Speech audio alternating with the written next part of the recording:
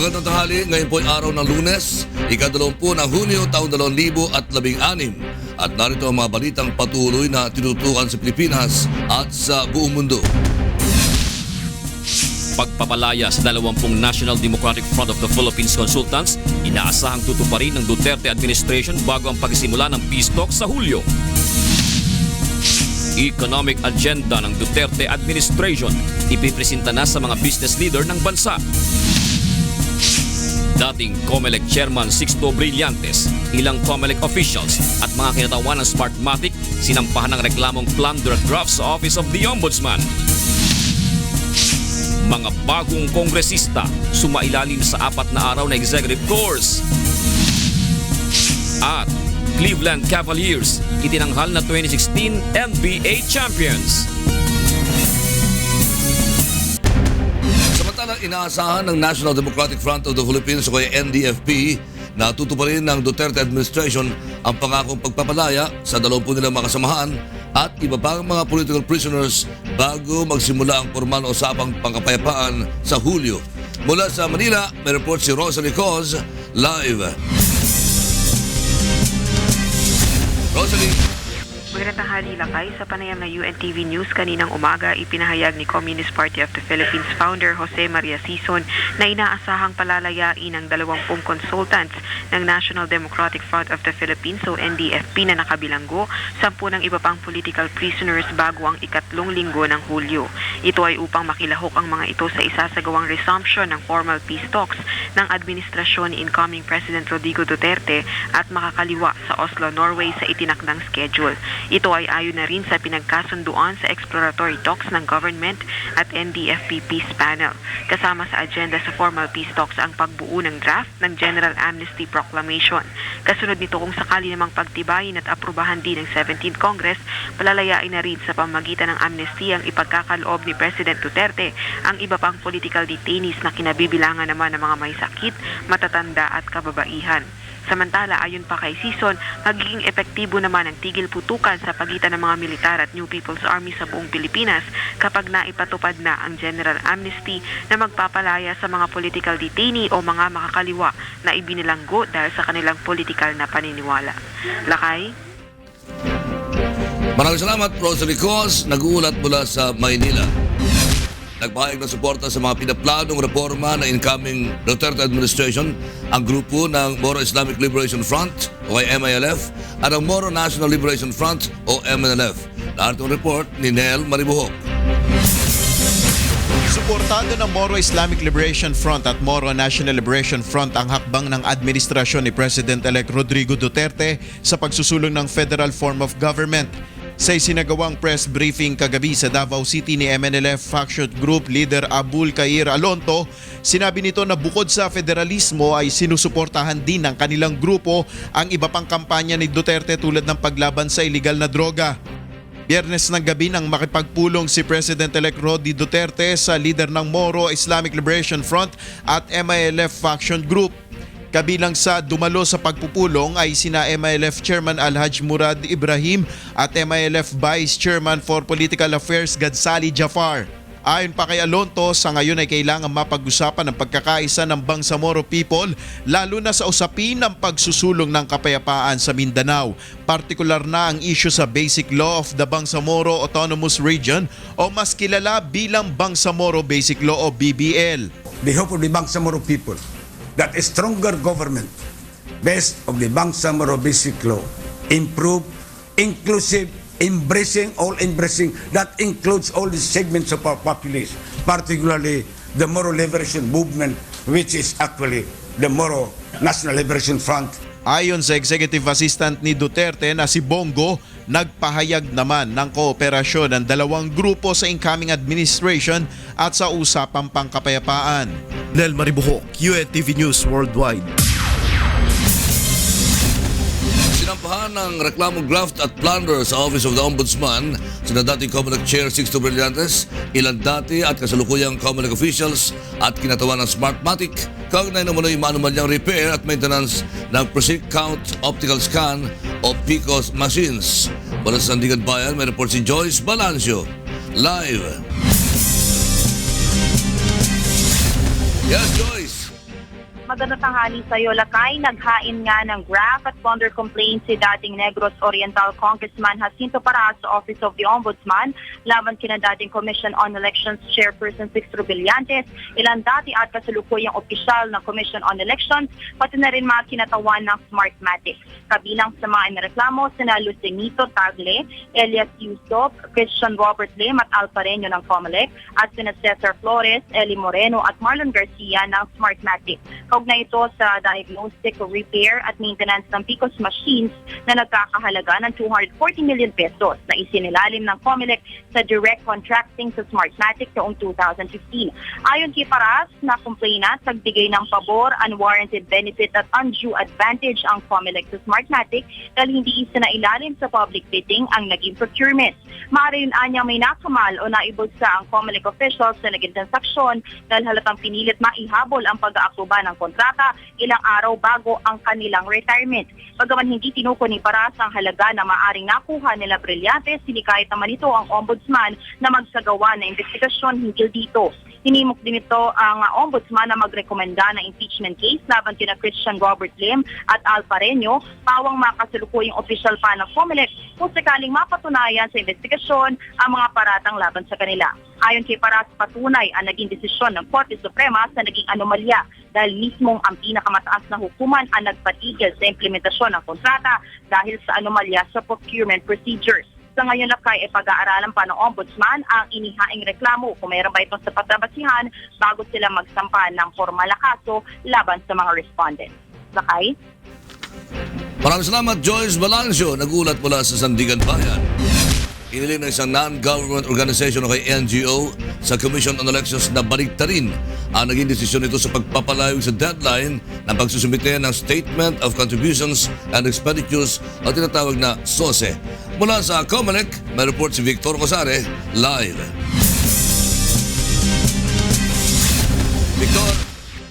Lakay, isang petisyon ang isusumite ng grupong Liga ng Eksplosibong Pagbabago Incorporated na humihiling sa Commission on Elections na baliwalain ang mga isinumiting Statement of Contributions and Expenditures o SOSE pagkatapos ng June 8 deadline. Sa kanilang petition to strike out late SOSE, iginit ng grupo na ayon sa batas hanggang 30 araw lamang pagkatapos ng halalan ang pagsusumite ng after elections report kaya hindi tama ang pag-i-extend dito hanggang June 30.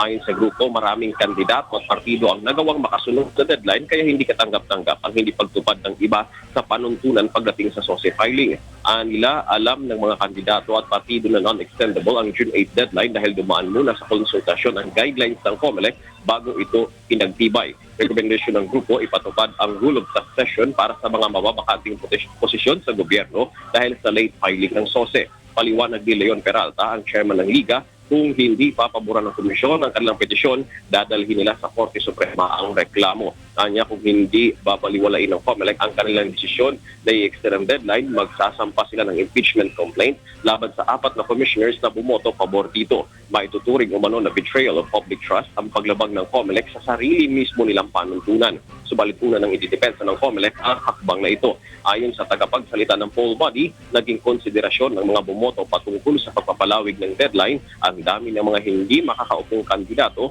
na binoto at binigyan ng mandato ng taong bayan. Giit din ni Commissioner Rowena Guanzon na isa sa 4 na bumoto pabor sa pagpapalawig ng deadline na walang nakasaad sa batas na bawal ang magpatupad ng extension. Anya, kailangan nilang magbigay ng konsiderasyon dahil nahihirapan din ang iba sa ilang probisyon kaugnay sa pagsusumite ng Contributions and Expenditures Report. Lakay? Maraming salamat, Victor Cosare. Nagulat mula sa Commission on Elections. Samantala, nagsisimula na ring maghanda ang Commission on Elections para sa isasagawang barangay at sangguniang kabataan elections sa Oktubre. Narito ang report ni Jericho Albano. Hanggat walang naipapasang batas ang Kongreso, tuloy pa rin ang barangay election sa Oktubre. Kaya ang Commission on Elections o COMELEC walang ibang opsyon kundi maghanda para dito. Subalit isa sa hamong kinakaharap ng poll body ay ang hindi pa matapos-tapos na problemang naiwan ng katatapos lang na national elections. Una nang binanggit ni COMELEC Chairman Andres Bautista na pabor siyang i-postpone na lang muna ang barangay elections. Kabilang din sa nire-resolba ngayon ng COMELEC ang mga komplikasyon sa pagpapatupad ng SK polls na isasabay din sa barangay elections. Meron kang mga SK voters napasok na rin sa regular list of voters. So ngayon, kailangan mo na silang i-biometrics din. No? Meron ka ding issue tungkol sa sino bang pwedeng tumakbo sa SK. Hindi lahat ng katipunan ng kabataan pwedeng tumakbo. Sa ngayon wala pang inilalabas na detalye ang COMELEC kaugnay sa isasagawang halalan sa Oktubre. Jericho Albano, UNTV News Worldwide.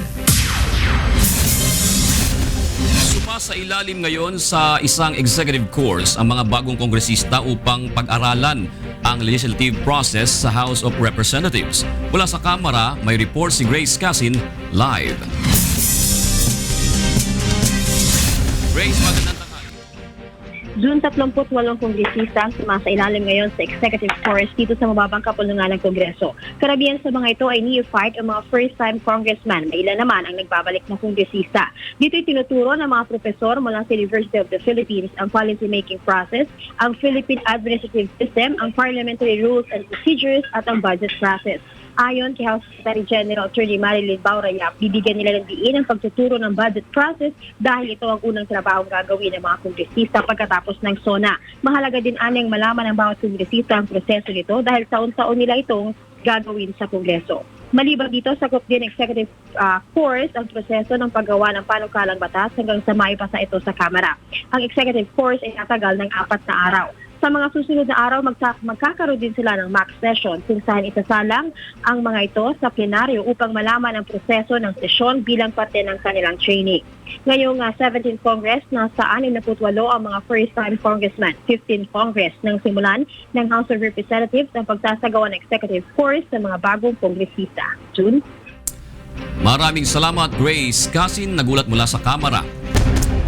Umabot sa mahigit 1 milyon ang bilang ng mga estudyante na nag-enroll sa senior high. Ayon sa Department of Education, indikasyon ito sa matagumpay na pagpapatupad ng K-12 program ng pamahalaan. Narito ang report. Isang malaking tagumpay na maituturing ng Department of Education ang unang taon ng implementasyon ng senior high school sa bansa. Batay sa huling datos ng DepEd, umaabot na sa mahigit 1 milyon ang mga estudyanteng nakapag-enroll na sa grade 11.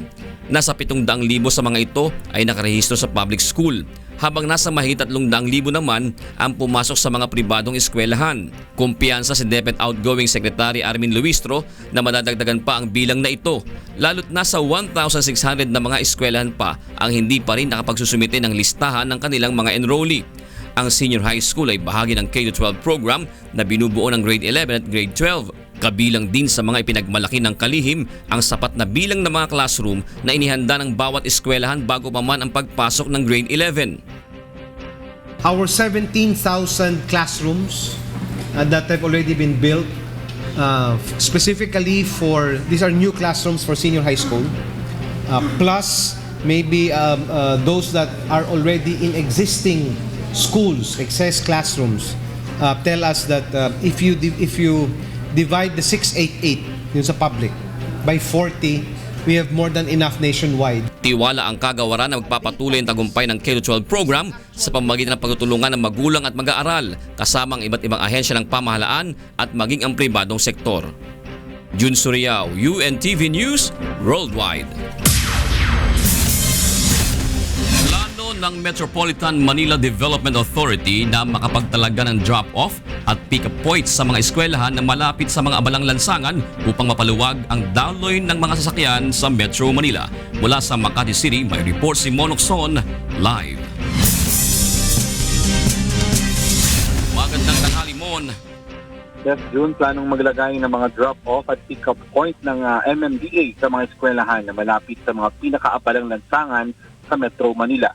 Ipoprovide ng mga eskwelahan ng shuttle service na siya namang susundo sa mga estudyante at empleyado na maghihintay sa mga itinalagang pick-up at drop-off point ng MMDA. Layon nito na ma-decongest ang trapiko sa mga naturang lugar at mabawasan rin ang mga pribadong sasakyan na naghahatid ang mga estudyante sa mga eskwelahan. Natukoy ng MMDA ang mga eskwelahan na dapat malagay ng drop-off at pick-up point. Ilan dito ay ang Ateneo de Manila, Miriam College at De La Salle Green Hills. Sa datos ng MMDA, tumataas ng 20% ang volume ng traffic kapag pasukan, partikular sa oras na 5:30 a.m. hanggang 8 a.m. at 3 p.m. to 7 p.m. Ayon sa MMDA, susubukan muna nila ito sa Ateneo de Manila. Kanina, nagpirmahan ng Memorandum of Agreement ng MMDA at Ateneo upang maipatupad ang pick-up at drop-off point malapit sa kanilang eskwelahan. Magkakaroon ng 3 transport hub malapit sa Ateneo, ang Temple Drive at UP Ayala Techno Hub sa Quezon City at SM Marikina sa Marikina City. Sa mga naturang lugar na ito, pwedeng magbaba at magsakay ng mga estudyante at empleyado ng Ateneo ang mga pribadong sasakyan. Libre naman silang susunduin at ihahatid ng isang shuttle service. Nauna nang naitala ng MMDA na mayroong 5,000 private cars ang pumapasok sa Ateneo tuwing rush hour. Luluwag ang trapiko sa kabaan ng Katipunan Avenue kapag ganap na ang drop-off at pick-up point sa naturang eskwelahan. Mahigpit namang ipatutupad ng MMDA ang no parking sa gilid ng mga eskwelahan habang wala pang drop-off at pick-up point na ipinapatupad sa mga ito. June? Maraming salamat, Mon Hocson, nag-ulat mula sa Makati City. Pagbabalik ang UNTV News.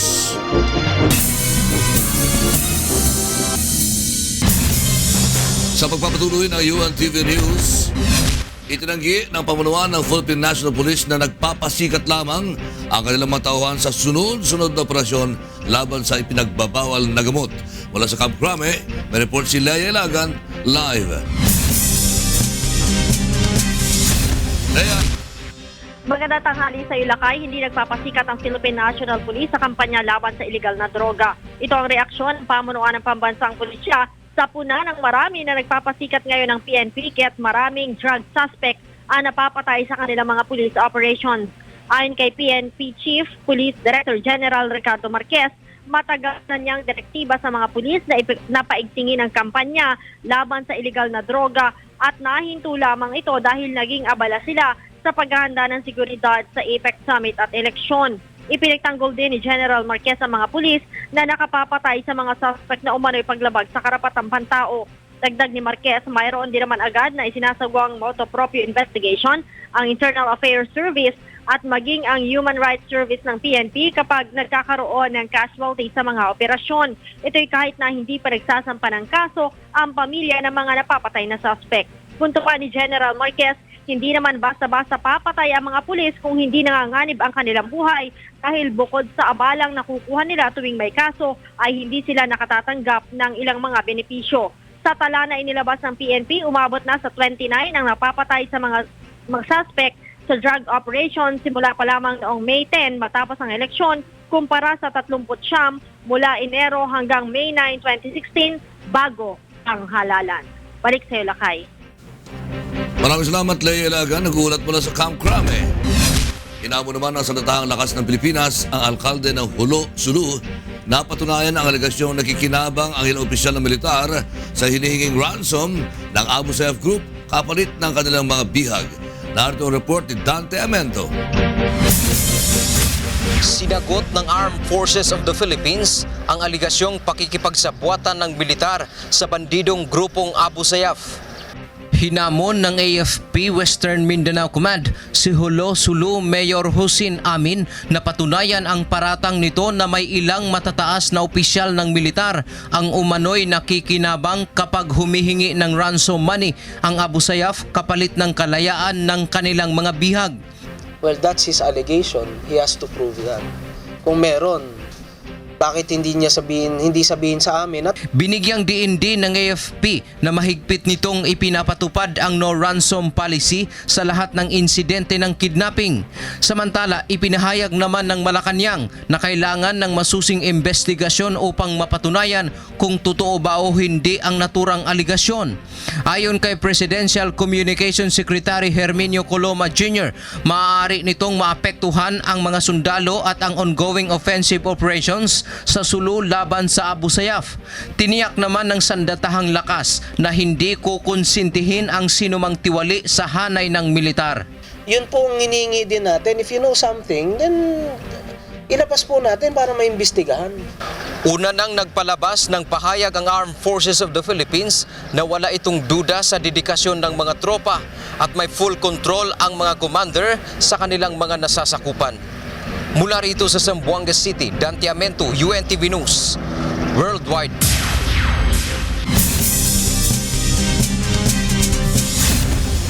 Higit 20 ang nasawi at hindi bababa sa 25 nawawala dahil sa flash floods at landslides sa Central Java, Indonesia. Ayon sa Indonesian Disaster Management Agency, nagsimula ang malakas na ulan noong Sabado na nagdulot ng malawakang pagbaha at pagguho ng lupa sa 16 na bayan at lungsod sa probinsya. Maraming residente na rin ang lumikas patungo sa mga evacuation center. Patuloy pa rin ang sinasagawang search and rescue operation ng mga otoridad. Patay naman ang 10 bata at 4 na iba pa matapos tumawag ang sinasakyang bangka sa Zhangmozhiro Lake sa hilagang kanluran ng Russia. Ayon sa mga otoridad, ang masamang panahon ang sanhi ng aksidente. Nailigtas naman ang ibang mga sakay ng bangka dahil sa mabilis na pagtugon ng mga rescue groups na sa aksidente. Aabot sa 700 residente sa Potrero, California ang inilikas dahil sa pananalasa ng wildfire. Ang tinaguriang border fire na nagsimula malapit sa Mexican border ay lalo pinalala ng nararanasang matinding tagtuyot sa estado. Ayon sa mga otoridad, mula sa 5 acres ay umabot na sa 900 acres ang natutupok na apoy sa loob lamang ng ilang oras. Babala ng National Weather Service ay posible pang tumaas sa 49 degrees Celsius ang temperatura sa estado hanggang sa araw ng Miyerkules.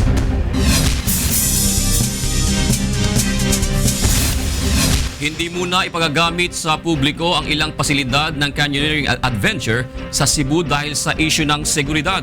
Narito ang report ni Gladys Tuwabi. Suspindido muna ang pagpapatupad ng canyoneering adventure scheme sa ilang tourist spots sa Alegria at Badyan sa Southern Cebu dahil sa issue ng seguridad. Epektibo ang suspensyon mula Hunyo hanggang Agosto ngayong taon, batay sa inilabas na kautusan ni Cebu Governor Hilario Davide III. Layunin nito na ayusin ang ipinatutupad na safety measures matapos itong makitaan ng kakulangan sa isinagawang inspection kamakailan. We would like to ensure the health and safety not only of our tourists but also of our tour guides, and the general public who go canyoneering in Alegria, Badyan. Plano rin ng Department of Tourism na magpatupad ng accreditation sa mga tourist guide at operators sa loob ng 2 buwan at ayusin ang visitor facility and management na mangangalaga sa mga turista, pati na sa wildlife na maaaring maapektuhan kapag dumami ang mga taong dumarayo sa lugar. Our tourist arrivals are increasing, but I would say once the canyoneering standards are in place, tourists will even arrive. More number of tourists will arrive. Kapag naipatupad ang lahat ng kanilang plano, inaasahang makatutulong ito sa lalo pang paunlad ng turismo sa Cebu. Mula rito sa Cebu, Gladys Tuwabi, UNTV News Worldwide. Inilatag ng Department of Trade and Industry ang ilang hakbang upang matulungan ang kabuhayan ng mga maliliit na negosyante sa Samar. Narito ang report ni Jeneline Gakit. Tutukan ng Department of Trade and Industry ang iba't ibang people's organization at small and medium enterprise sa Western Samar upang tumaas ang kanilang kita at makalikha ng mga trabaho. Sa inilabas na Research and Development Report ng Philippine Statistical Authority ngayong 2016, lumalabas na ang Eastern Visayas ay pumapangalawa sa autonomous region in Muslim Mindanao sa pinakamahirap na rehiyon sa bansa. Kaya naman, prioridad ng DTI na mabigyan ng pagkakataon ang mga maliliit na negosyante na kumita at magkaroon ng sariling market. Ayon kay Rotilma Samonte, ang Chief Business Development Division ng DTI Western Samar, karamihan sa produkto ng Samar ay food processing at handicrafts na maaaring ibenta bilang souvenir items. We also conduct market matching where we match the supplier with the prospective buyer in Manila. And in other areas. And we also established the pasalubong centers. Maliban dito, papayagan rin ng DTI na mag-loan ng puhunan ng mga maliliit na negosyante mula sa kanilang financing institution partners. Plano rin nilang bigyan ng training at seminar sa mga taga-Samar hinggil sa pagpapalago sa kanilang negosyo. Bigyan ng starting seed fund at ipakilala sa partners institution. We conduct financing forum where we invite the SMEs, small and medium enterprises, and then we also invite the microfinancing institutions or financing institutions, and then where the financing institutions present the salient features of their financing programs and for the SMEs to avail or access. Hinikayat rin ng DTI ang mga mahilig magnegosyo na makipag-ugnayan lamang sa kanilang tanggapan upang matulungan sa proseso sa pagtatayo ng maliit na kumpanya.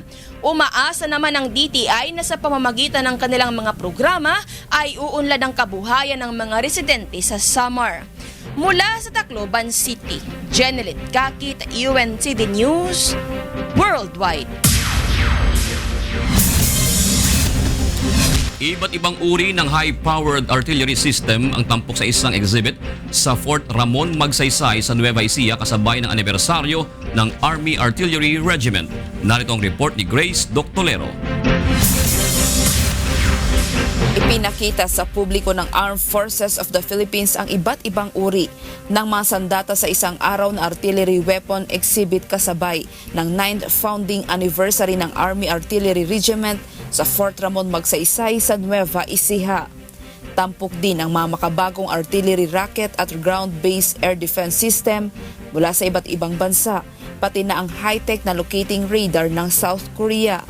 This radar can detect the shell and recalculate the flight path, so can find out the location of the enemy firing position.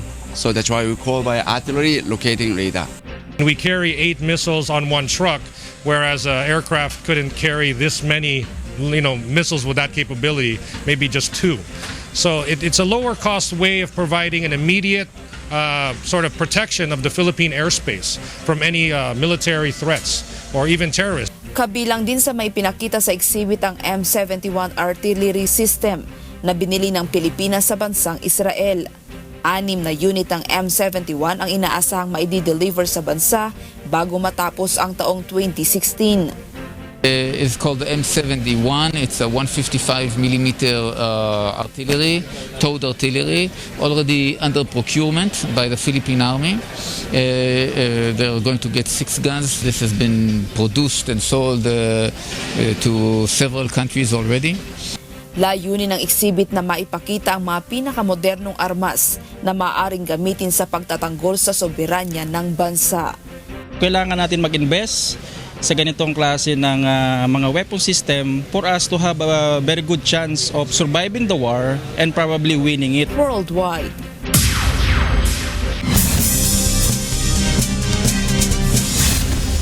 Tinapos na po ng Cleveland Cavaliers ang mahigit 5 dekadang tagtuyot sa kampyonato matapos masungkit ang 2016 NBA Championship. Tinalo ng Cavaliers ang defending champion Golden State Warriors sa makapigil hiningang Game 7 sa Oracle Arena sa score na 93-89. Nakapagtala ng triple-double si LeBron James na kumambala na ng 27 points, 11 rebounds at 11 assists kaya tinanghal na Finals MVP. Ito ang ikapitong beses na nakapagtala ng triple-double si James sa finals sa kasaysayan ng kanyang basketball career. Ito rin ang unang pagkakataon sa kasaysayan ng NBA na nakabawi ang sangkoponan sa 3-1 deficit sa finals. Samantala, nagambag naman si Kyrie Irving ng 26 points, 3 rebounds at 4 assists, kabilang ang napakahalagang 3-point shots sa huling 53 seconds ng ballgame upang umabante ang Cavaliers ng 3 puntos. Well, congratulations, Cleveland. Ipakain na yung mga nandito, mga supporters ng Cleveland. At yun ang kabuuan ng ating balitaan ngayong tanghali. Sa ngalan po ni Kuya Daniel Rozon at ng buo UNTV News and Public Affairs, ako po si Rolly Lakay Gonzalo. Ako naman si Jun Suriao. May pangyayari bawat minuto, may balita bawat segundo. UNTV News, magandang tanghali.